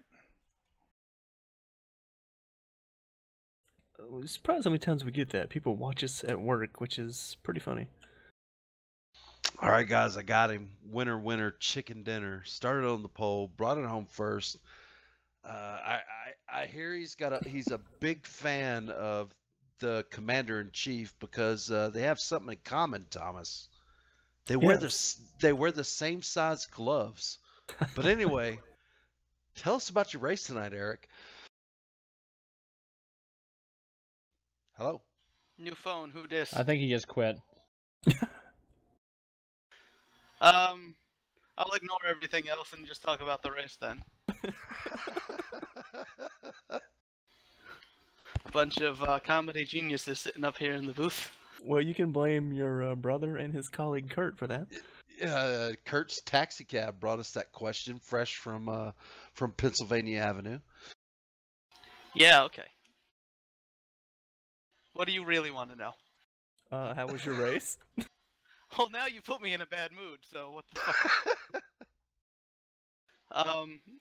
It was pretty solid. The more interesting part was trying to find out if I was going to be racing. My wheel was not working. I had to switch it out with Andrews, and that's why I didn't get into the room until really late. And then I only got about, I don't know, 6 or so laps of practice. Didn't really feel too good about it. Went out for qualifying. On lap 1, the wheel fell into my lap off the desk because it wasn't secure. Put it all on lap 2 and somehow came away with the pole. From there, though, with these cars, fixed setups and everything, you just got to find a line that works and be disciplined once you do to try to hit it every lap. And that's all I really tried to do. Well, I'm glad you got those small clamps fixed on your wheel there to let you race. I'm messing with you, Eric. Just outstanding job tonight, man. Just class of the field tonight at Kentucky. But looking forward the rest of, I guess you could say, the regular season and heading into the playoffs. What do you think your chances are to bring home the title here in 3 wide? Well, I'm really excited about Richmond and Auto Club coming up as opportunities to get more wins and more playoff points before they actually get going. At this point, I think my main competition, at least for how we start out the playoffs, is going to be Peter, with us both having the same amount of wins. So he's the guy I'm going to be looking to beat for the most part over the next 3 weeks. But I mean, you've got playoffs, you've got eliminations. These races can go. I mean, we saw tonight a lot of cautions early on, and then suddenly we had that long green flag run where we needed to pit and everything. So it's really hard to predict how these races are going to go. So I can't make any predictions that in a 3-round race, my performance this season will automatically be able to get me through like that. I don't think there's any givens when we get down to that kind of format of a championship. I noticed you didn't mention Lucas Oil Raceway Park, which will be your next event here in the B Series. Are you not looking forward to that short track? I'll let you know after I run some laps. I'd say I don't even own that one yet, so that should be interesting. Just got it today. Haven't gone on it. Haven't turned a lap on it. I watched a video on YouTube about it, so I don't know. It looks kind of awkward. Oh, you're good. I mean, you don't need to run it. Yeah. I mean, the video made it look kind of awkward, so I don't know. Feel like it could be a wall riding contest. I mean, it could be a disaster. We've had some questionable races on short tracks, and you know, so I don't know if that's the strongest suit for the series, but I mean, either way, it's gonna happen the way that it happens, and everyone's got the same opportunity to figure it out and get to the front by the end of it. It is better than running the entire NASCAR schedule every season. Oh yes, definitely. I very much appreciate the fact that 3 Wide goes out and does different things and doesn't put themselves in the same box that a lot of other leagues do. All right, Eric, you're no stranger to the way we operate. We dig on you a little bit, but we turn around and we give you a chance to give us those shout outs. So give it to us, bud. I'm not thanking you guys tonight, so I'll move straight on to thanking Get him out of here. Corey Lindsay for everything he does for 3 Wide, Cameron Rich for adminning out there tonight, and everybody else who has anything to do with putting this series on. from week to week and making everything go off. So yeah, I mean that's basically it. I mean, I had a lot of good, clean racing out there with everybody tonight. Todd and Paul and yeah, and Corey was up there too. Peter kind of surprised me there at the end. I kind of hanging on, but you know, it was a good race there after we got past all the cautions. So yeah, everybody involved. Just thanks. All right, Eric. We'll see you again, I guess, Wednesday. But I'll be sure to keep a camera on you at Lucas Raceway Park there. It should be exciting. Yeah, like I said, I don't know. I'd have to wait until we get there next week to find out what I've got and what that race is going to be like. All right, guys. You know, it wouldn't surprise me to see Eric win that race. You know, to be honest. Yeah, I mean it wouldn't be too far of a stretch, but we've seen the short tracks have shaken out this year. It can be a surprise winner, or you can end up like Thompson with Peter Short winning out of nowhere. Speaking out of nowhere, your results are now scrolling on the screen, so you can see where your favorite driver finished tonight. And if you're a JTR fan, you're not going to be too happy. You're going to scroll quite a ways down. Or Pilot Performance Group also, unfortunately. Yeah, that's true. Wadded up. Although David Wilson did finish 12th, so that is a nice rebound. Yeah, very nice. I think if you're PPG, you have to look at the results upside down. True, that might help. Yeah. Well, as Trey already mentioned, the next time you can catch us will be Wednesday night from Kansas Speedway, but not the Oval. We'll be turning left and right, but only like a couple turns right, I think. That's a very small road course over at the Kansas Speedway, so be sure to check out these Scars Ferrari Challenge.